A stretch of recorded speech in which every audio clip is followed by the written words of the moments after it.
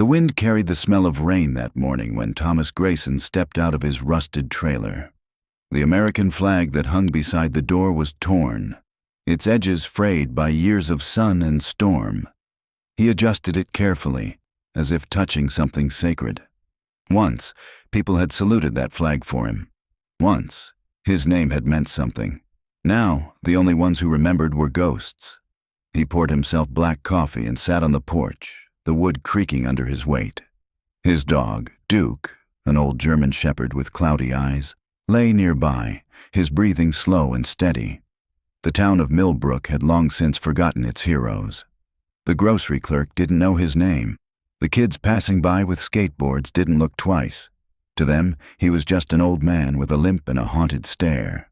But Thomas remembered everything, every face, every scream, especially the one that never stopped echoing, a boy's voice, crying through smoke and dust. It had been 1987, Operation Falcon Echo, a classified mission that went wrong before it even began. And though decades had passed, the burden hadn't faded. It had only gotten heavier.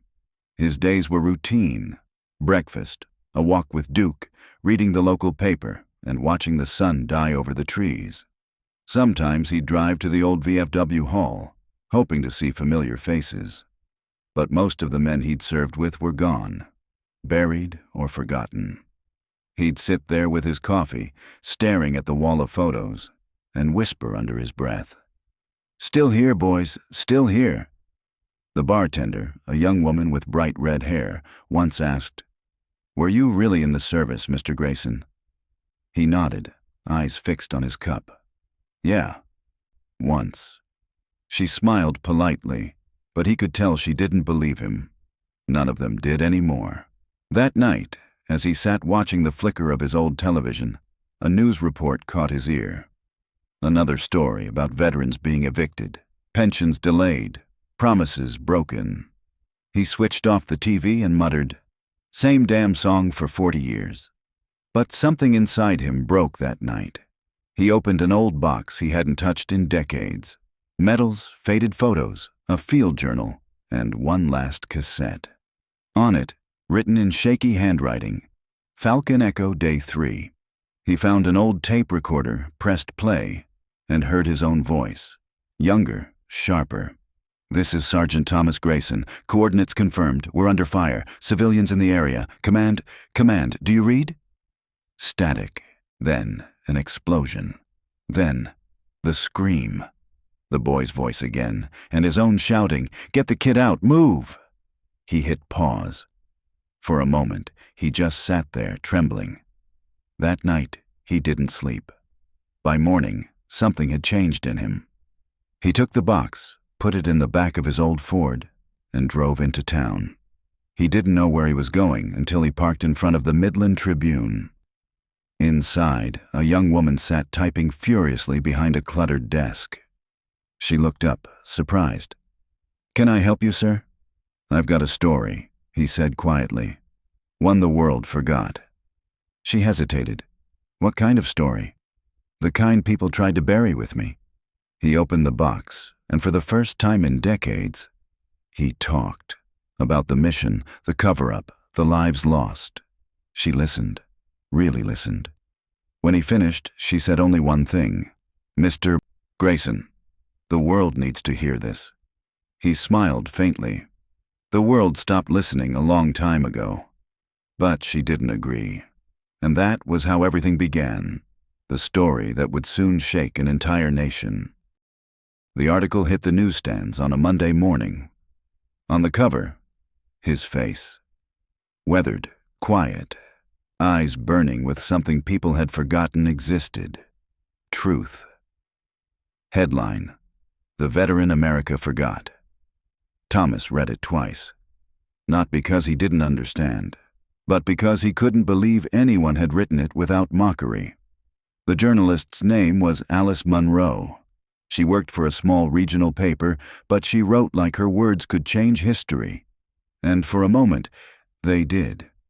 Within 24 hours, the story went viral. Radio hosts debated it.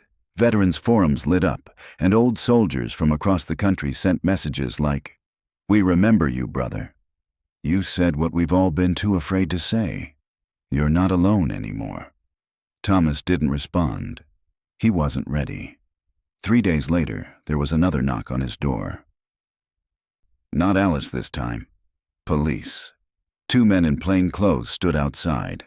"Mr. Grayson, we need to ask you a few questions." He motioned for them to come in.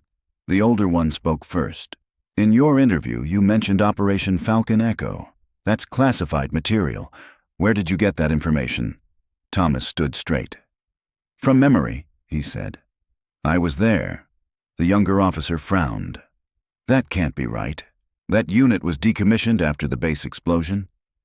Thomas tossed a rusted dog tag and a yellowed mission order onto the table. "I never lied," he said quietly. The room fell silent. The younger one picked up the tag, read the inscription, and went pale. The older officer leaned in. "Mr. Grayson, some stories are dangerous, even for those who survived them." After that visit, everything changed. People stopped smiling when they saw him. Some crossed the street. Whispers followed him everywhere. News commentators started calling him unstable, a fake, a fraud. Forums that once praised him now filled with venom. Another washed-up liar looking for attention. Old man's delusional. "If he's a hero, I'm the president." Alice kept calling, messaging. He didn't answer, because he knew this was only the beginning. The past came back not in words but in dreams. Sand, smoke. The boy's scream. He'd wake up drenched in sweat, hands trembling, the echo of gunfire still ringing in his ears. One night, while buying groceries, a young guy in a hoodie sneered, "Hey, hero, tell us again how you saved the world on Facebook." Thomas stepped closer, slow and calm. "Son, you have no idea what I saved." The boy laughed, until Thomas looked him straight in the eyes. Then silence. Even the cashier froze. The next morning, the word traitor was painted across his door in red. He stood there for a long moment, expressionless. Then went inside, packed his medals, papers, photos, and a single cassette into a box. On the lid, he wrote one word: evidence. Then he drove to the Midland Tribune. Alice met him outside the building. "Tom, my God, have you seen what they're saying online? I'm getting threats." "You're not to blame," he said calmly, "but it's time to finish this." He set the box down on her desk. "Everything's in there. Photos, reports, orders. They wanted us to disappear because we saw something that shouldn't exist." Alice opened the box and froze. Photographs, burned villages, children, soldiers without insignia. And there, amid the dust, a young Thomas Grayson, his face smeared with dirt, shouting into chaos. "It's all real," she whispered. "More real than they want you to believe," he said. 3 days later, she published a follow-up piece. Operation Falcon Echo, the mission the Army tried to erase. The country exploded. People were horrified. Veterans confirmed his story. "I was there. He's telling the truth. We thought he died that day." TV anchors spoke his name with respect again. For the first time in decades, Thomas felt seen. But the victory didn't last. A new video appeared online, drone footage. In it, Thomas stood amid the ruins, rifle in hand, near a child's body. The caption read, "This is your hero." The internet turned on him again like a pack of wolves. The Veterans Center revoked his membership. The paper suspended Alice's story, pending investigation. And one morning, police arrived, this time with a warrant. That night, Thomas sat in his trailer, gun in hand. Duke lay by his feet, silent. Outside, cameras, flashing lights, voices shouting his name. "They want me quiet again, boy," he whispered. But not this time. He set the gun aside, pulled out a hard drive, and hit record on his camera. "If you're seeing this, it means I'm gone, or they made me disappear again. But truth doesn't die. It waits." The next morning, the trailer was empty. No body, no sign of struggle. Only his dog tag and a note on the table.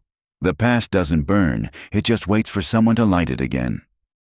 3 days had passed since Thomas Grayson vanished. The media was in a frenzy. Talk shows dissected every frame of the viral video, slowing it down, zooming in, speculating. Everyone had an opinion, and everyone was certain they were right. Hero turned killer. Thomas Grayson, the biggest fraud in veteran history. He shot a child, then ran.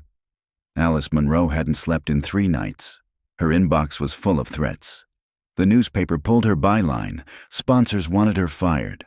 But she didn't care, because she knew the footage was fake. She had seen the original tapes. She knew what really happened that day during Falcon Echo. There had been a boy, but not the way they said. She drove to the police station, exhausted but determined. "This video is a fabrication," she said to the detective on duty. He didn't even look up.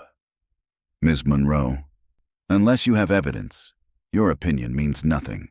Mr. Grayson is wanted for questioning." "He's not a criminal," she snapped. "Then he should stop hiding," he replied flatly. That night, a knock on her apartment door startled her. 3 slow, deliberate knocks. When she opened it, she gasped. Thomas stood there, older, thinner, bruised, his jacket torn. In his hand, a small flash drive. "You were right," he said. His voice was gravel and regret. "It's a war. Only now the uniforms are gone." He stepped inside and collapsed into a chair. Duke followed, limping, tail wagging weakly. "They're hunting you," she whispered. "Everyone's looking for you." "Let them," he said. "Just make sure this gets out." He placed the flash drive on the table. "This is everything. The real footage." The original Falcon Echo recording. Alice plugged it in. The screen flickered to life. Dust, screams, gunfire. Grayson's voice shouted, "Move! Get the kid out!" A boy was dragged from the rubble. Then, an explosion. But the next frame changed everything. It wasn't Thomas who fired. It was another soldier, one wearing no insignia. The shot that killed the child came from behind him. Thomas dove forward, covering the boy's body with his own as debris rained down. Alice's breath caught. "They used this footage, cut it, to make you look like a monster." He nodded slowly. "They buried the truth with my brothers. I'm just the one ghost they couldn't silence." The next morning they hit the road. Destination, Washington, D.C. In the back seat, the flash drive, a pistol, and an old dog tag. Thomas stared out the window, the morning light sharp against his weathered face. He didn't say a word for hours. Halfway there, flashing lights filled the mirror. A patrol car. "Keep driving," Thomas said. The officer approached the window, hand on his holster. When he saw Thomas, he froze. "Sir, are you—" Thomas met his gaze. "Yes, but if you want to do something right for once in your life, don't stop us." The officer's jaw tightened. He nodded once, then stepped back. "Good luck, soldier." By nightfall, they reached a local TV station. Alice had called in every favor she had left. "If this footage is real," the producer said, "we'll air it." Thomas sat in the makeup chair, uncomfortable under the lights. He turned the dog tag in his hand, a habit he couldn't break. Alice watched him from the corner. "Why do this?" she asked softly. "You could disappear. No one would find you." He looked up. His eyes were tired but steady. "Because they didn't just kill men over there. They killed the truth, and I won't let it die with me." The broadcast went live. The nation watched an old man with scars in his eyes speak with the calm of someone who had already been to hell and come back. "My name is Thomas Grayson. I was a soldier, not a hero, not a victim. I saw children die because politicians wanted headlines. I watched good men disappear so others could stay comfortable. And I stayed silent because I thought no one would believe me. But silence is betrayal, and I won't betray them anymore." Then he showed the full, unedited video. every second, every scream, every truth. The reaction was instant: chaos, disbelief, tears. Veterans across the country flooded social media. "He's telling the truth. That's how it really was. We were there. He saved that boy." Within hours, the Pentagon announced an official inquiry. Thomas became a headline again. But this time, for all the right reasons. Until the summons came. He was charged with releasing classified material, punishable by 5 years in federal prison. The trial dragged on for months. Reporters filled the courtroom. The prosecution painted him as reckless, dangerous. Alice sat behind him every day, camera in her lap, heart breaking a little more with every accusation. When the judge finally asked, "Do you regret what you did?" Thomas stood straight and said, "Yes, I regret staying silent for so long."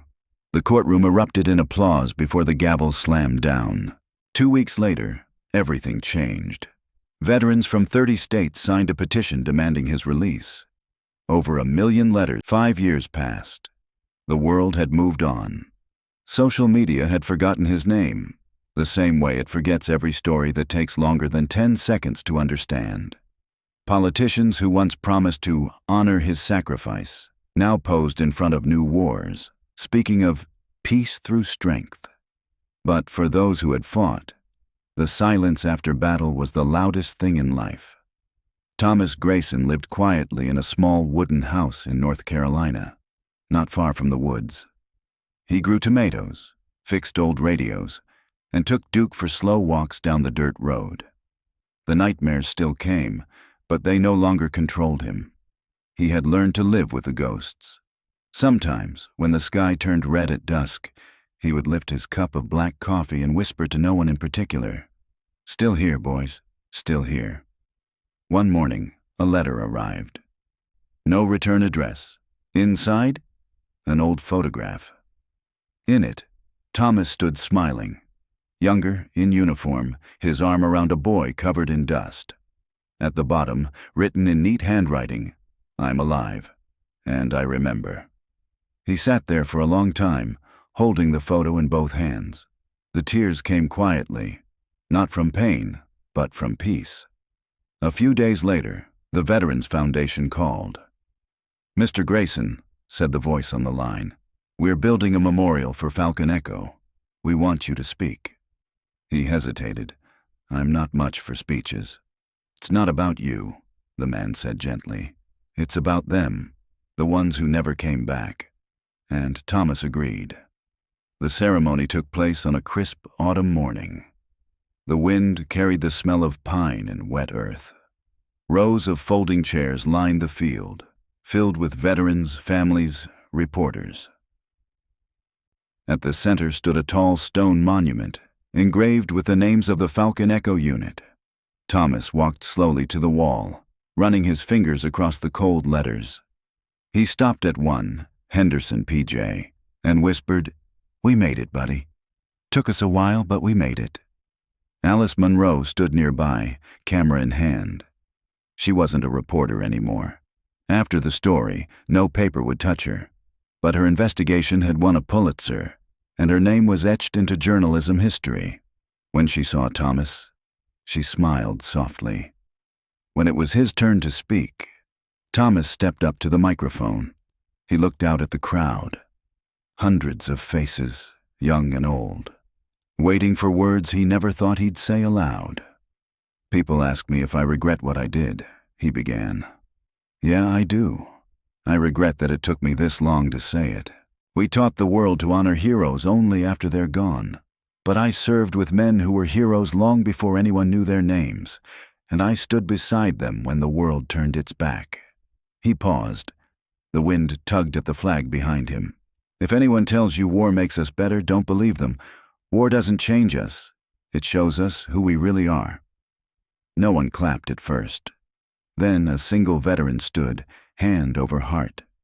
And slowly the crowd rose to its feet, not in celebration, but in respect. After the ceremony, a man approached. He was in his 30s, olive skin, dark eyes full of emotion. "Mr. Grayson," he said, voice trembling, Thomas turned, and time stopped. "I'm Isa," the man said. "The boy you saved." For a long moment, Thomas couldn't speak. Then he smiled, a tired, grateful smile, and pulled him into an embrace. "You grew up," he said quietly. "Good. That means we didn't lose for nothing." Isa's voice broke. "You didn't just save me, you saved the truth." That night, back home, Thomas sat on his porch with Duke, now nearly blind, his face silvered with age. The stars glimmered faintly above the trees.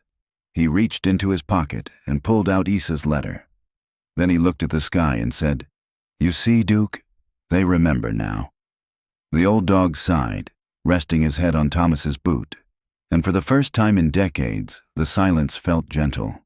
Years later, when Thomas was gone, veterans from across the country gathered at the memorial every year. They'd place their hands on the stone where his name was etched. Thomas Grayson, the soldier who never surrendered. No one spoke during those moments. They didn't have to, because in that quiet, you could almost hear a whisper carried on the wind. Falcon Echo, mission complete. And the world finally remembered.